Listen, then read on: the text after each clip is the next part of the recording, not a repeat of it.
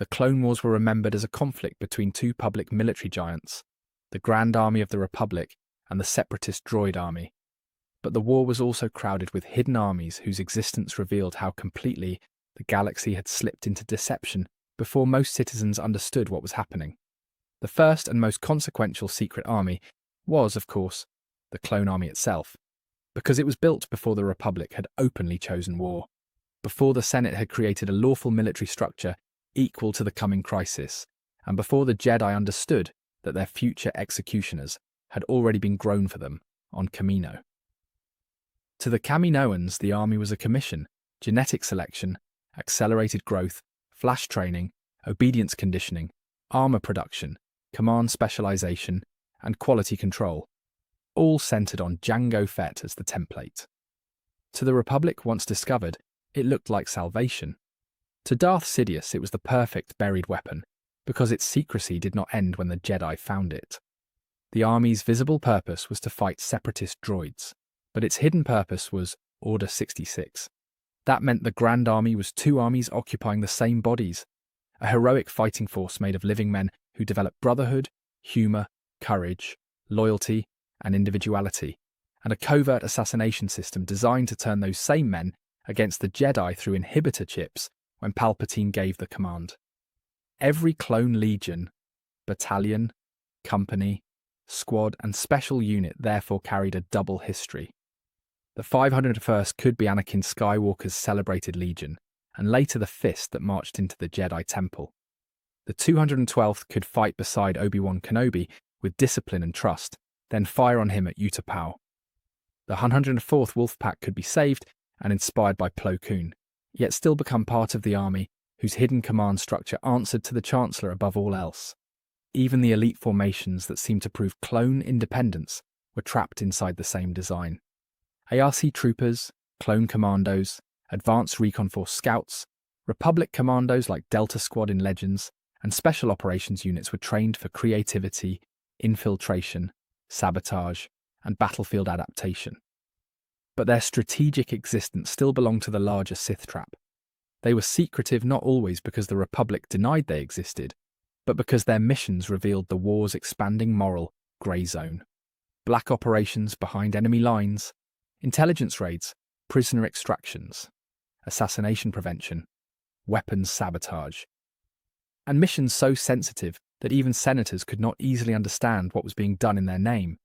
The Kaminoans also cultivated layers of secrecy within the army itself. Clone Force 99, later known as the Bad Batch, represented one of the strangest wartime products of Kaminoan experimentation, a squad of genetically divergent clones, engineered or altered into specialized soldiers whose unusual abilities made them valuable precisely because they broke the standard mold. Hunter, Wrecker, Tech, Crosshair, and later Echo operated as a living admission that the Kaminoans did not merely mass-produce obedience. They experimented with battlefield superiority. Their existence became more dangerous after the war, when the Empire began deciding which clone traits were useful and which clone lives were disposable. The Republic's hidden army also contained medical, intelligence, and contingency secrets that almost no one outside specific circles understood. Tup's malfunction and Fives' investigation revealed that the most important secret inside the clone army was not a classified deployment or a Black Ops squad, but the chip buried in every clone's head. Fives nearly exposed the truth because he realized the clones had been built with a command that could override their will, and Palpatine's personal intervention to discredit him proved how close that secret came to destroying the Sith endgame. In that sense, the Clone Army was the Clone Wars' most successful hidden army because it hid in plain sight. Its soldiers marched in parades, appeared in Senate briefings, liberated worlds, rescued civilians, and fought beside Jedi. Yet the galaxy never understood that their final battle had been written into them before the first shot at Geonosis. Parallel to the clones stood the separatist droid army, which was public once the war began, but secret in its origin, coordination, and true ownership.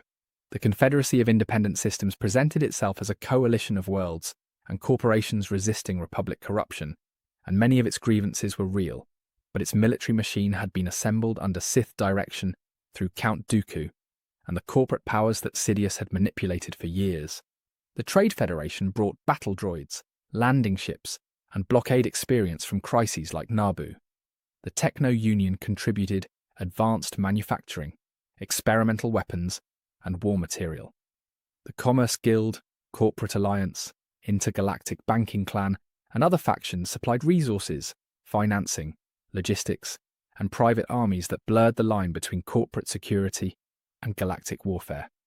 Geonosis turned these scattered militarized interests into a visible nightmare, but the army had been prepared long before Obi-Wan Kenobi saw the foundries. The droid army's secrecy lay in the fact that its commanders believed they were building a military force for secession, profit, and survival, while Sidious understood it as the necessary enemy that would justify the Republic's militarization.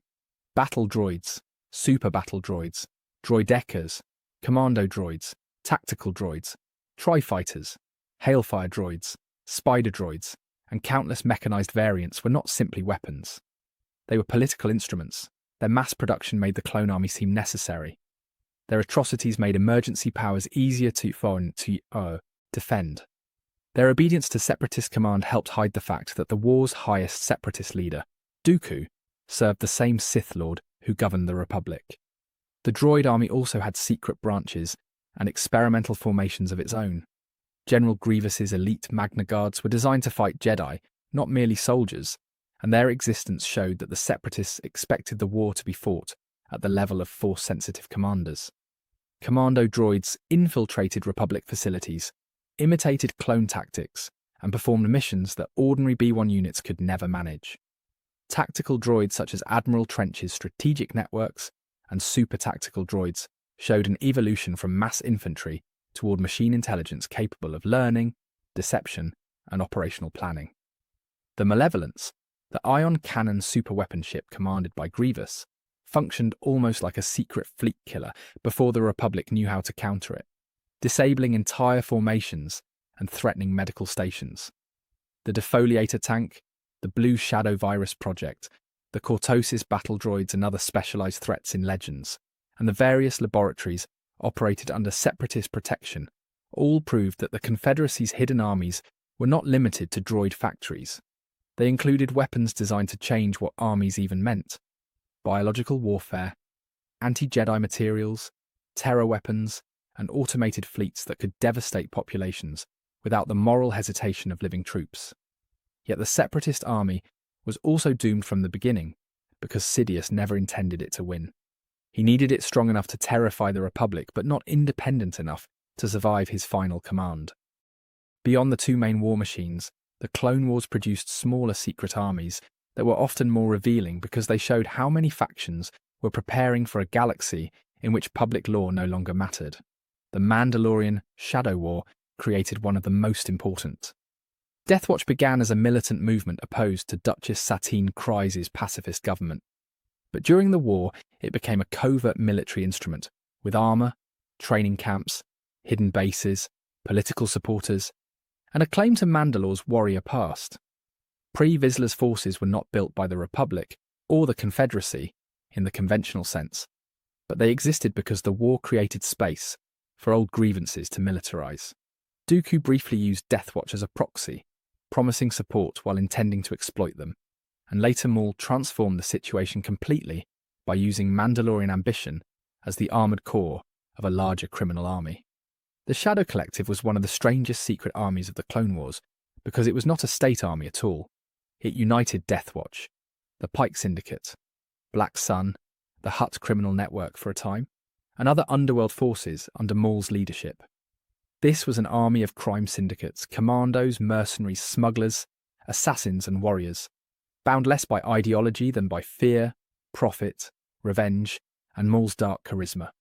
Sidious had planned the Clone Wars around Republic and Separatist duality, but Maul's Shadow Collective formed a third power centre that neither side could publicly explain without exposing the fragility of the war's official narrative. Maul seized Mandalore not merely with soldiers, but with staged crisis.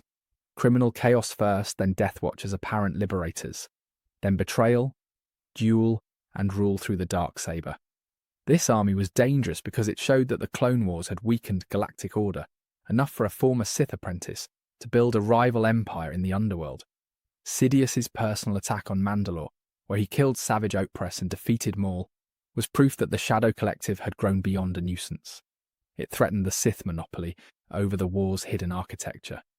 The Night Sisters of Dathomir formed another secret military power, though their army was older, more mystical and more localized than the clone or droid forces. Under Mother Tolzin, the Night Sisters combined clan loyalty, dark magic, assassins, warriors, and resurrected dead into a force that could not be understood through normal military categories. Asajj Ventress came from that world of hidden power, and when Sidious ordered Dooku to eliminate her, he unintentionally helped ignite a chain of revenge that produced Savage Opress, and eventually restored Maul to the Galactic Board. Dooku's massacre of the Night Sisters showed how seriously the Sith treated Dathomir once it became inconvenient. Their army was dangerous not because it could conquer Coruscant, but because it used a kind of power outside standard Jedi-Sith battle lines. Night Sister magic could conceal, transform, resurrect, manipulate and strike at identity itself. It proved that the Clone Wars were not only a duel between democracy and secession, or Jedi and Sith, they were a period when suppressed traditions and hidden forces sensed that the galaxy's old order was breaking. The Jedi themselves helped create a secret army on Onderon when they trained Saw Gerrera, Steela Gerrera, Lux Bonteri, and local rebels to resist the separatist-backed regime. This was one of the most morally complicated hidden armies of the war, because it was built by the Republic, while allowing the Republic to deny direct invasion. The Jedi provided instruction, tactics, and support in Sentai, turning civilians into insurgents in order to fight an occupation without escalating into open Republic conquest. Strategically, the operation worked, but historically it foreshadowed the Rebel Alliance and the darker edge of resistance warfare. Saw Gerrera's later extremism did not come from nowhere. Onderon taught him that irregular warfare could defeat superior military power, that governments often abandon people before people are ready to stop fighting, and that victory may require methods official leaders prefer not to acknowledge. The Republic trained a rebel army during the Clone Wars, and the Empire later faced the ideological descendants of that decision. There were also planetary and corporate armies hidden beneath legal language. The Umbaran military, with its advanced starfighters, walkers, mobile cannons and native forces, became a lethal opponent once Umbara shifted allegiance. The Geonosians were not merely factory workers, but a hive-based military civilization capable of mass infantry attacks, air assaults, and engineering on a scale that made them indispensable to separatist power. The Quarren Isolation League on Mon Cala, the Zygerian Slavers, the Pike Enforcers, Hutt militias, private security forces of the Commerce Guild, and Corporate Alliance, and local defence armies across contested systems all became secret or semi-secret extensions of the wider war.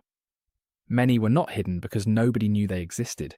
They were hidden because their true loyalties, funding, and strategic purpose were obscured.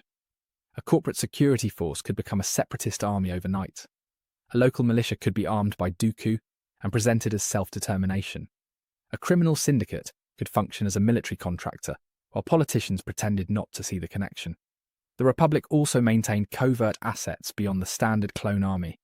Senate guards, judicial remnants, intelligence operatives, clone shadow units in Legends, and special detachments assigned to Jedi or military intelligence all operated in classified spaces. The Jedi Temple itself became, during the war, not a military base in name, but a command center connected to deployments, intelligence, communications, and strategy. Palpatine benefited from all these hidden formations because every secret army normalized the idea that survival required forces beyond public accountability. That was his deeper victory. The Clone Wars did not just build armies, it taught the galaxy to accept that armies could be grown in secret, funded through debt, manufactured by corporations, trained in shadows, deployed through proxies, and justified afterward by emergency. By the war's end, nearly every major power had created or used some concealed force. The Sith had the clones and separatists. The Republic had covert commandos and insurgent allies. The Confederacy had droid foundries and experimental weapons. Maul had the Shadow Collective. Dathomir had its witches and undead. Corporations had private militaries. and planets had armed movements shaped by fear of abandonment. The Empire inherited the lesson perfectly. It would create the Inquisitorius to hunt Jedi survivors, hidden research divisions like those on Wayland, secret weapons projects tied to Kyber, stormtrooper programs to replace clone brotherhood with ideological obedience, and eventually the unknown region machinery that led toward Exegol. But the blueprint for that future was drawn during the Clone Wars, when secrecy stopped being an exception and became the language of power. The tragedy is that many of these armies were built by people who believed they were responding to danger rather than creating it. The Kaminoans believed they were fulfilling a contract. The clones believed they were serving the Republic. Separatist worlds believed droids could defend their independence. Mandalorians believed Deathwatch could restore honor. Ondron rebels believed armed resistance could save their world. Night Sisters fought to preserve their clan from Sith betrayal. Even some corporate leaders believed military strength was the only way to survive a collapsing Republic.